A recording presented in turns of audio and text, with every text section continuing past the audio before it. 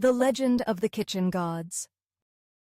Long ago, a man had 3 sons who lived harmoniously together. Although all 3 were married, they still took care of their elderly father. Before passing away, the father called his sons to his bedside and instructed them. "I am at peace knowing that you love each other. I have devoted myself to your upbringing, but now I am too weak, and this is the way of nature. When I pass away, you must follow my instructions, carry my body away, and wherever the rope holding the coffin breaks, you shall bury me there, whether it be on a rock or in a stream. Remember this well." The 3 sons bowed and agreed. As soon as the father finished speaking, he passed away. The 3 brothers honored their father's wish. After carefully preparing his body, they carried the coffin westward. Days passed, but the rope did not break. One day, while walking over a large rock, the rope suddenly snapped. It was already late afternoon, so they placed their father's coffin there. The eldest brother then spoke. "We cannot dig a grave in this rocky place. You 2 return home and check on everything. We will take turns watching over our father until his body has completely decomposed." That night, the eldest brother built a fire and kept vigil beside the coffin. As the first watch of the night ended, he grew drowsy and leaned against a tree to rest. Suddenly, he was startled awake by loud moaning coming from beneath the coffin. The ground trembled. Looking closely, he saw a large crack appear in the rock, half swallowing the coffin. Then, from within the crack, a voice pleaded, "Oh, it's so suffocating. Please, someone, move this coffin off me and I will give you a jar of gold." The eldest brother hesitated, but then asked, "Who are you? Where is this gold? If you tell the truth, I will help you." The voice answered, "I am a giant dragon lying at the foot of this mountain. When I yawned, the coffin fell into my mouth. Please help me, and I will reward you. The jar of gold is buried under the Bodhi tree at the foot of this mountain, where the sun rises." Half believing, the eldest brother went to check. To his astonishment, he found a jar filled with gold. At dawn, he took the gold home. The next night, the second brother took his turn. Following his elder brother's instructions, he built a fire and kept watch. He too heard the dragon's plea, and in return for moving the coffin, he received a jar of silver buried on the west side of the Bodhi tree. Finally, it was the youngest brother's turn. That night, as he watched over the coffin, he also heard the dragon's plea. "Please lift this coffin off me, and I will give you a miraculous potion that can bring the dead back to life." The youngest brother was puzzled. Why had his older brothers received gold and silver, but he was only offered a potion? He asked, "What is this potion for? How do I know it works?" The dragon explained, "This potion can resurrect both people and animals, no matter how long they have been dead." Curious, the youngest brother climbed the Bodhi tree and found a small gourd filled with the potion. By the time he retrieved it, dawn had broken. Eager to test the potion, he looked around for something dead. Soon he found a dog that had been long deceased.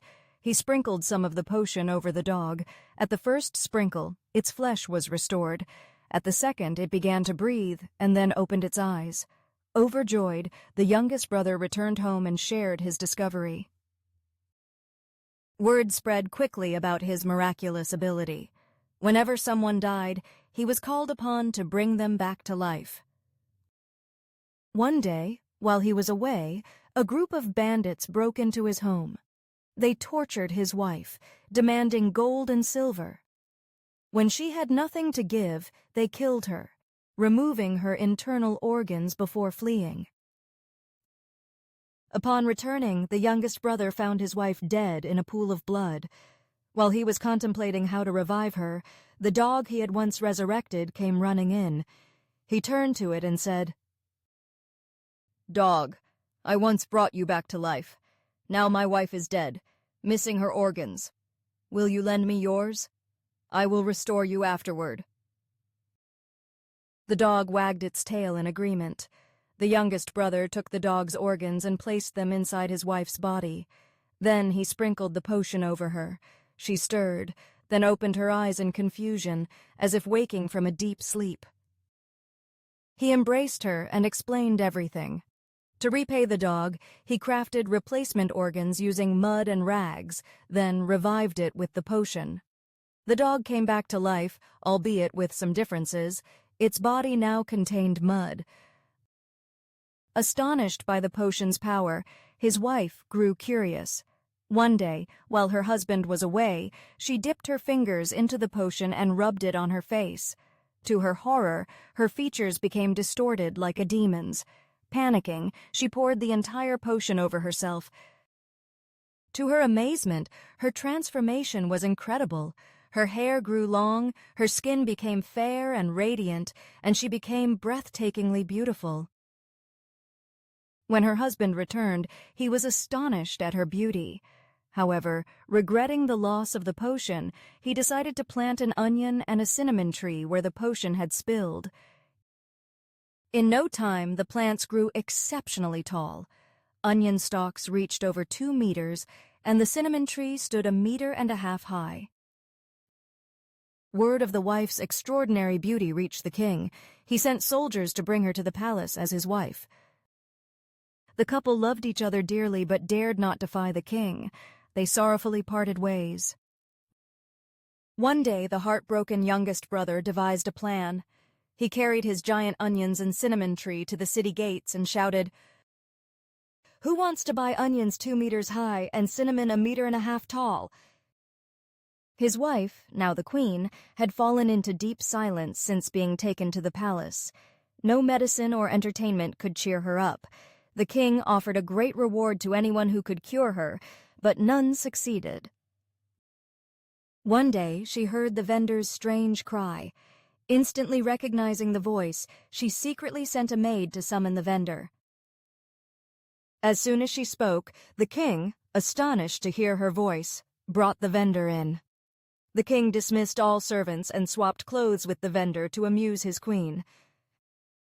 However, the moment the king put on the ragged clothes, the youngest brother seized the opportunity. He ordered the guards to capture the king and burn him alive.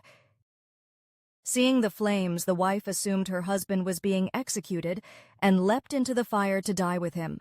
Believing his wife had betrayed him, the youngest brother also jumped in. After the fire burned out, the courtiers decided to build a shrine for the king and queen, but could not distinguish their remains. They built a common shrine instead, and decreed that from then on, every household must use 3 stones to build their cooking stoves, symbolizing the 3 who perished together. This became the legend of the kitchen gods. A folk saying remains. Who knew the kitchen gods had a secret? 1 wife, 2 husbands, a tale incomplete. And so, the elders passed this story down through generations. It is said that this is why dogs bark whenever they hear footsteps, because their spirits remember the disturbance of their graves.